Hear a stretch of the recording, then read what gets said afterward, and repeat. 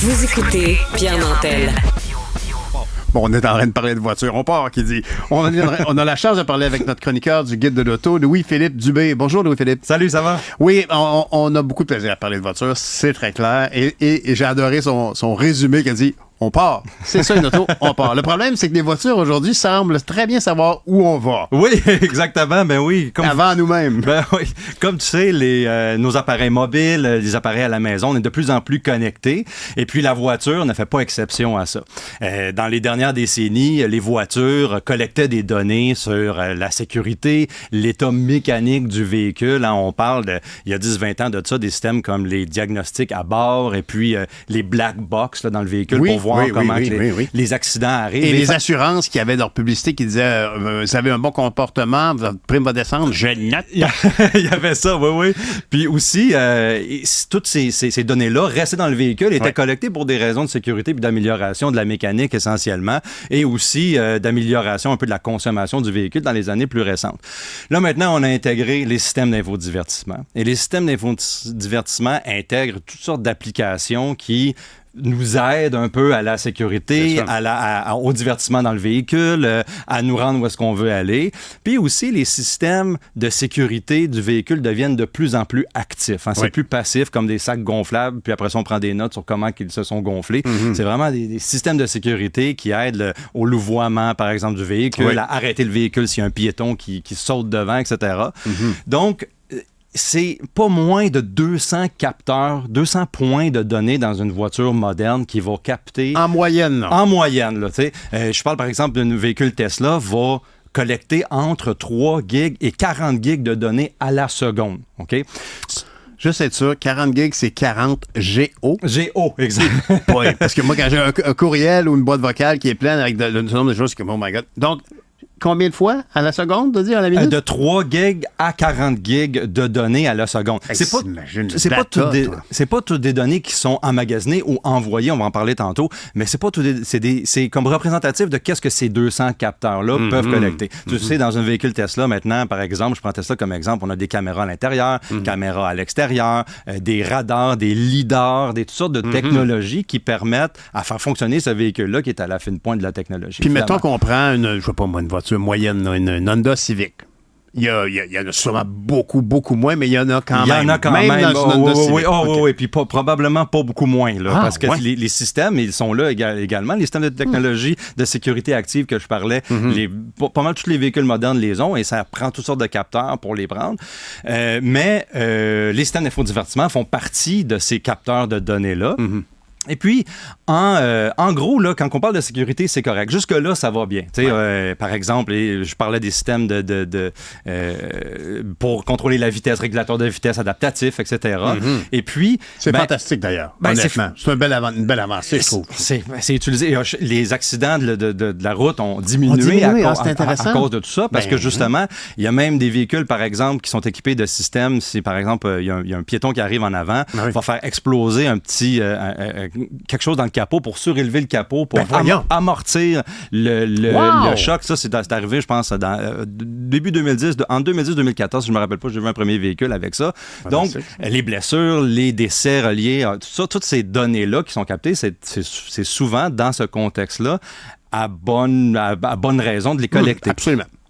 Mais maintenant, bon, le véhicule est connecté, les systèmes infonuagiques, on est capable de faire des mises à jour, mais également de collecter ces données-là en temps réel. Par exemple, je prends encore Tesla, mais même GM, Ford, etc. peuvent collecter qu'est-ce qui se passe dans le véhicule, puis faire des mises à jour et s'ajuster au fur et à mesure. Est-ce qu'on peut imaginer que le fabricant de la voiture, par exemple, sait que le samedi matin, je prends mon auto plus tard. Très souvent, je vais cueillir des pommes à l'automne et que je m'arrête souvent à un commerce pour acheter de la tarte au sucre. Ils vont-tu le savoir? Bien, là, on rentre dans les données personnelles. Justement, on parle de toutes ces données-là pour la sécurité. Il y a une étude qui est sortie l'an dernier, faite par la fondation Mozilla. Mozilla, c'est la compagnie mère de Firefox. Un furteur, comme l'équivalent de Google. Exactement. Puis, excuse-moi, mais l'équivalent du furteur, de l'engin de recherche Google. De Google, c'est ça, Chrome ou Edge, etc. Et puis, Mozilla est comme reconnu un peu pour sa transparence en termes de données personnelles personnelles. Pas qu'ils n'en collectent pas, mais c'est beaucoup plus transparent. Et puis, cette fondation-là a fait une étude, ça s'appelle une espèce d'aile qui s'appelle Privacy Not Included.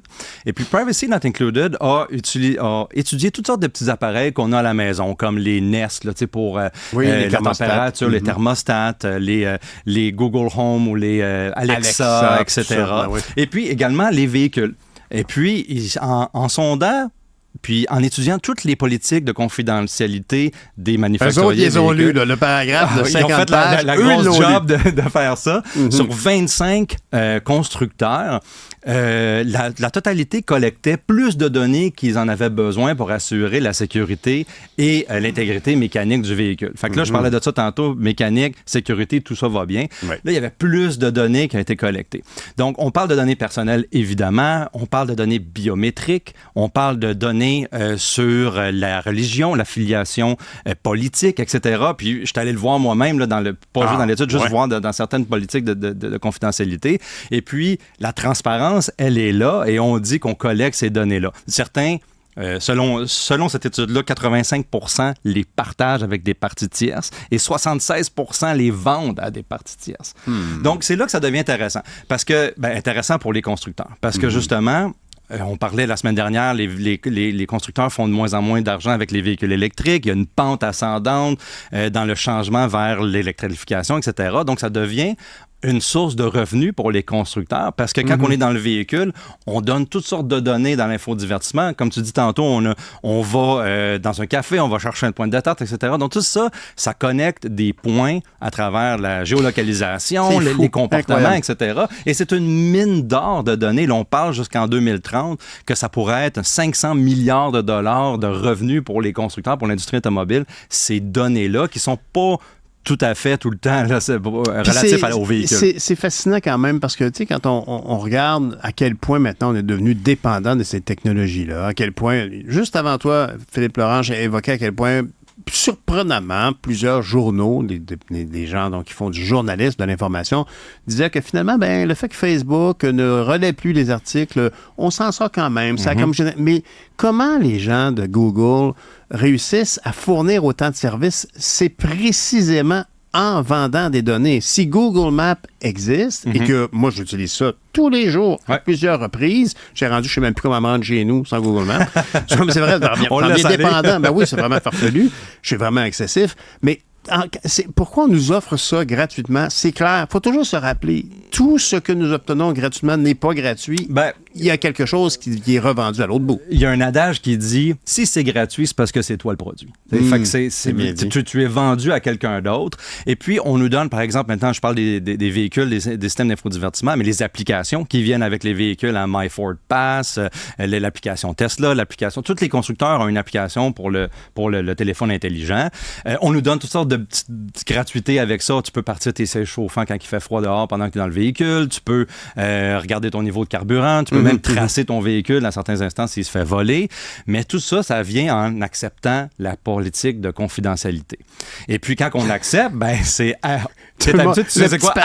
Accept all, ça veut dire, moi, je veux mes fonctionnalités, je vais l'accepter. Puis on accepte des fois de donner des choses qui ont vraiment beaucoup plus de valeur que le service qu'on reçoit. Je vais te dire, il y a même des constructeurs maintenant qui vont facturer, par exemple, pour les sièges chauffants parce qu'on va... selon le Journal de Montréal, ce genre d'information-là vaut 10,80 par profil revendu. Ça, c'est les jets de Desjardins. Le fameux vol de données. C'est ça que ça vaut. C'est quand même intéressant. Et les constructeurs ne sont pas à l'abri de ça. On peut parler de piratage. Dans les nouvelles, on le voit tout le temps. 250 000 automobilistes se sont fait voler leurs données. Parce que plus les données passent d'une main à l'autre, on parle du constructeur, d'une entreprise tierce, d'un agrégateur de données qui finit par acheter ces données-là pour faire un profil de l'utilisateur, puis ensuite retargeter, là, en anglais, son ciblage. Le cibler, oui, exactement, pour être capable de vendre quelque chose. Plus les données changent de main, plus elles ont des chances de se faire capter et prendre comme ça. Donc c'est sûr que c'est susceptible au piratage.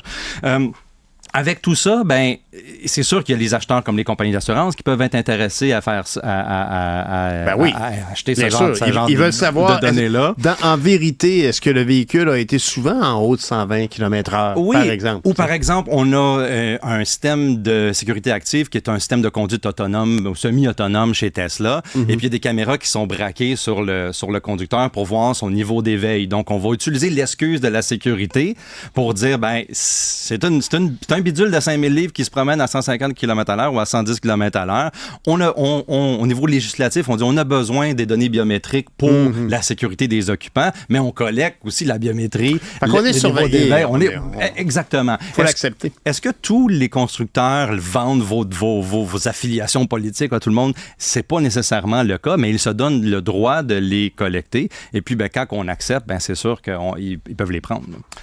Louis-Philippe, je dois te dire en terminant une anecdote personnelle. Moi, j'ai une auto hybride branchable, une Toyota, et parmi toutes ces informations-là qu'il collecte, il me semble que pour une voiture hybride branchable, dont la gestion de l'utilisation tout électrique ou toute essence est automatisée par la voiture, et il y a aussi un bouton de contrôle individuel qu'on peut choisir d'aller tout électrique quand on sait qu'on s'en va dans un embouteillage, on va se garder un peu d'électricité pour pas faire marcher le moteur. Qu'est-ce que les constructeurs attendent pour les hybrides branchables? Pour les électriques, la question ne se pose pas, ils l'ont déjà.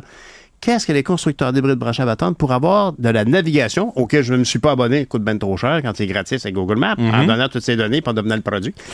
Si on prend la navigation du véhicule, pourquoi est-ce qu'ils ne permettent pas de programmer, si vous en allez à tel endroit, pour aller à tel endroit, au niveau des cartes et du relief, il y a beaucoup de côtes. Donc, restez sur l'essence un peu plus longtemps ici pour garder l'électricité dans les côtes. Et il y a du trafic rendu à telle sortie. Il faut qu'ils sachent où on va. Puis potentiellement, ils pourraient me dire, pourrez-vous recharger là parce qu'il n'y aura pas de recharge. C'est comme, pourquoi est-ce qu'il n'y a pas ça du côté des hybrides branchables? Moi, ça m'étonne parce qu'on est capable de faire tellement de choses. Et là, moi, je suis le zigoto qui pitonne dans son dash électrique, essence, parce que moi, je sais ça et la carte n'est pas capable de parler à l'auto. J'en reviens pas.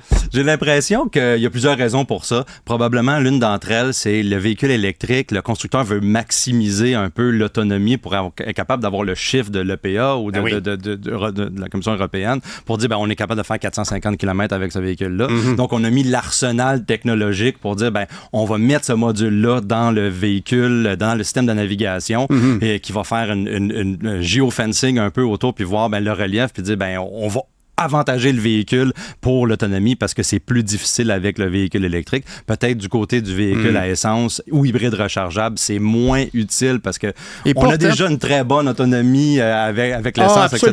C'est juste que moi, je suis rendu à 4 litres au 100 avec un véhicule qui Je vois pas pourquoi qu'ils le mettraient pas parce que justement, c'est une fonctionnalité qui est extraordinaire puis il me semble. Maintenant, en 2024, on devrait s'en servir. Ce serait extrêmement avantageux, il me semble, pour diminuer la consommation d'essence, augmenter l'autonomie. Puis en terminant, c'est vrai que c'est pas avantageux pour l'électrique parce que moi, j'utilise l'électricité toujours quand ça force. Donc, mon autonomie est toujours beaucoup plus basse. Et genre, ils vont me donner 60 km d'autonomie au lieu de 80 parce que je roule jamais sur du tranquille. L'électricité fait juste la job sale. Merci beaucoup, Philippe. C'est toujours agréable, Louis-Philippe, de parler de voiture avec toi. Louis-Philippe Dubé, qui est chroniqueur au Guide de l'auto.